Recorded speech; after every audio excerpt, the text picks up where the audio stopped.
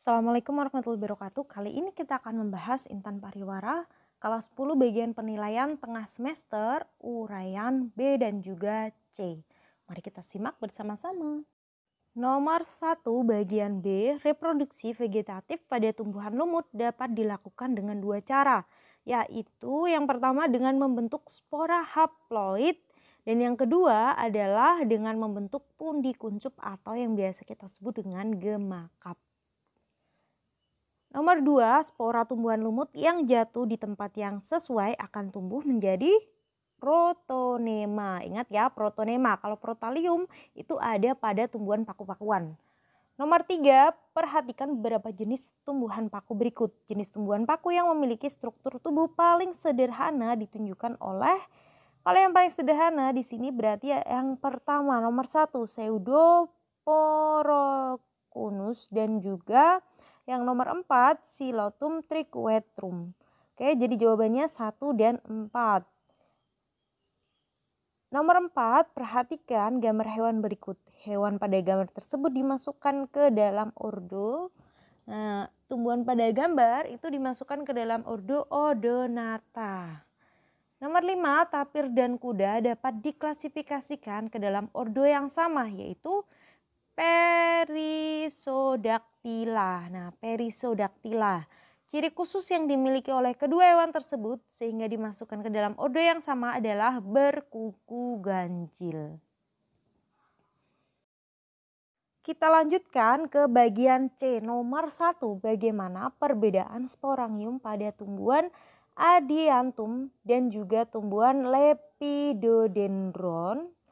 Oke, jadi untuk Adiantum itu masuk ke dalam tumbuhan paku. Pakunya paku apa? Paku sejati atau Filicinae. Cirinya dia itu berukuran besar dibandingkan kelompok paku yang lainnya. Sporangiumnya tersusun dalam bentuk sorus yang ada di permukaan daun. Biasanya posisi sorusnya itu terletak di permukaan bagian bawah daun. Sedangkan yang tanaman kedua, Lepidodendron, itu termasuk ke dalam paku kawat atau Lycopodidae. Nah, Lycopodidae ini sporangiumnya berkumpul membentuk strobilus di ujung batang atau cabang. Nomor 2, perhatikan gambar tumbuhan berikut. Berdasarkan gambar tersebut, jawablah pertanyaan-pertanyaan berikut. Yang pertama, apa nama ilmiah tumbuhan tersebut? Ini tumbuhan apa ya kira-kira? Nah, ini tumbuhan cengkeh. Cengkeh itu cengkeh itu nama ilmiahnya adalah Syzygium aromaticum. Oke, ingat-ingat ya, Syzygium aromaticum. Nah, pertanyaan kedua, apa nama kelas dan famili dari tumbuhan tersebut? Jelaskan ciri-cirinya. Cengkeh itu masuk ke dalam kelas Dicotyledon, jadi dia dikotil. Dengan familinya Myrtaceae. Familinya Myrtaceae. Ciri-cirinya yang pertama berakar tunggang, batangnya berkayu, daunnya daun tunggal yang letaknya berhadapan dan berseling. Selain itu, cengkeh juga mempunyai perhiasan bunga berjumlah 4. Pertanyaan ketiga, jelaskan peranan dari tumbuhan tersebut. Nah, kalau cengkeh itu biasanya dimanfaatkan untuk rempah-rempah dan juga bumbu masakan. Nomor 3, bagaimana reproduksi seksual hewan hermafrodit pada kelompok Annelida? Apakah hewan ini dapat melakukan reproduksi seksual sendiri?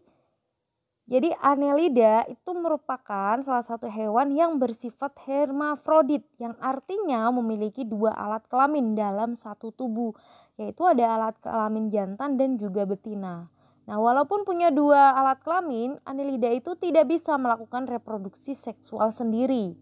Saat melakukan fertilisasi itu tetap memerlukan dua individu atau dua cacing Annelida.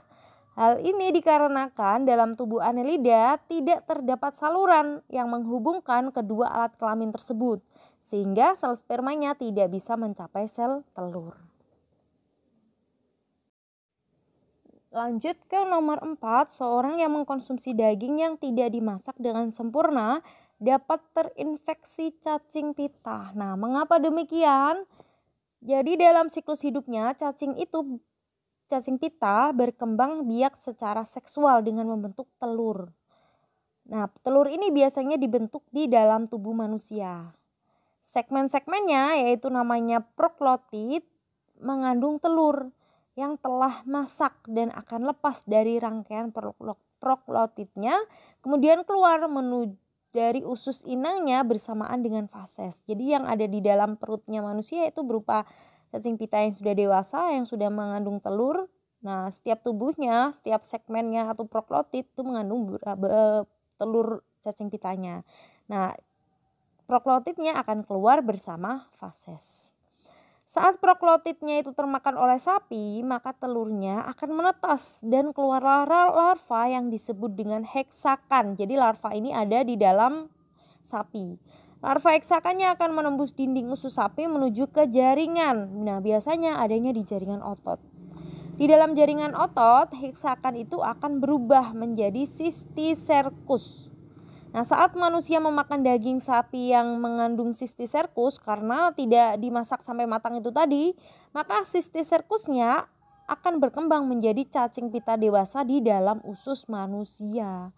Oleh karena itu, manusia itu bisa terinfeksi cacing pita. Jadi kalau kalian memang suka dengan daging sapi atau daging apapun itu diusahakan masak dengan matang karena dikhawatirkan di dalam tubuhnya, di dalam jaringannya terdapat larva dari cacing pita. Nomor 5, Yoga dan Yogi melakukan pengamatan di ekosistem pantai. Berdasarkan pengamatan tersebut, mereka menemukan beragam jenis karang. Selain itu mereka juga menemukan beberapa jenis hewan berikut. Jadi di situ ada beberapa hewan ya, ada 4 hewan. Ada ubur-ubur, kemudian ada gurita atau oktopus, ada bulu babi dan juga ini anggota dari Echinodermata, mirip dengan bintang laut atau disebut dengan bintang ular karena lengannya lebih elastis. Selanjutnya, Yoga dan Yogi itu melakukan identifikasi terhadap hewan-hewan tersebut. Identifikasi dilakukan dengan mencermati ciri-ciri setiap hewan, kemudian melakukan studi literatur hingga bertanya kepada guru untuk memperoleh penjelasan lebih lanjut. Berdasarkan hasil pengamatan dan identifikasi Yoga dan Yogi tersebut, jawablah pertanyaan-pertanyaan berikut. Berdasarkan penjelasan gurunya, karang-karang di pinggir pantai tersebut merupakan jenis hewan laut yang telah mati. Benarkah pernyataan tersebut? Jelaskan.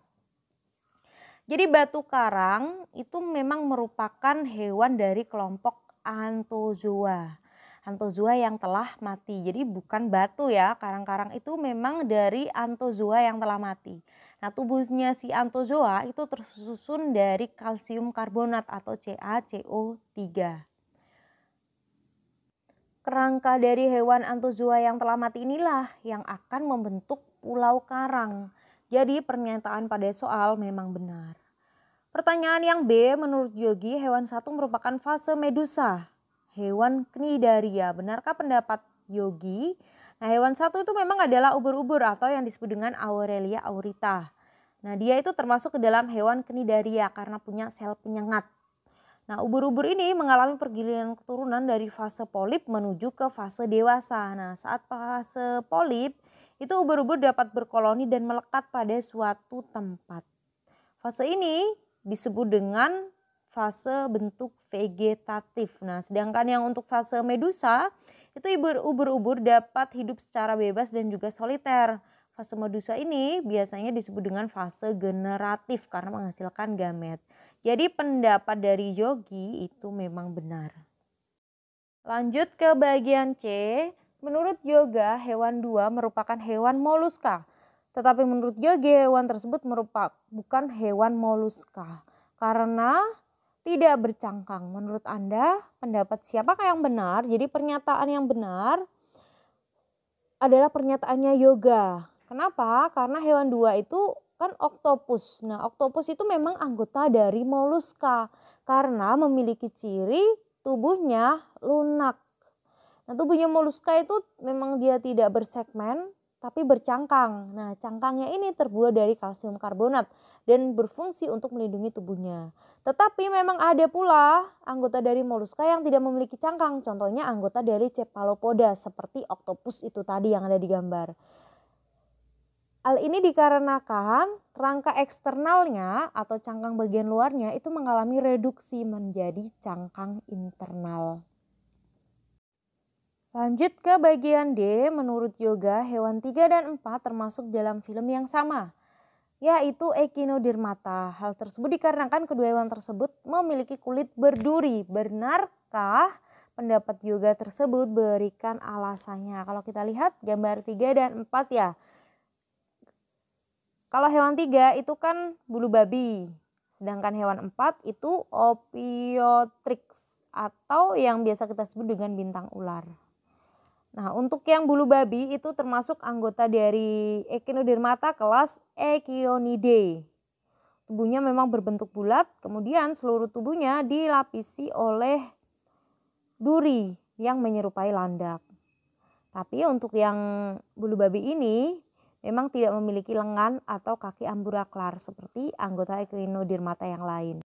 Untuk hewan yang keempat, bintang ular itu tadi atau nama ilmiahnya adalah Opiotrix. Itu memang tubuhnya berbentuk seperti bintang dengan 5 lengan yang panjang dan beruas. Nah, kakinya dia itu memiliki kaki ambulakral yang disebut dengan tentakel. Nah, tentakelnya dilengkapi dengan ampula atau alat hisap. Jadi pendapat si Yoga memang benar, keduanya masuk ke dalam kelas Echinodermata. Sekian pembahasan kita kali ini, semoga bermanfaat. Terima kasih. Wassalamualaikum warahmatullahi wabarakatuh.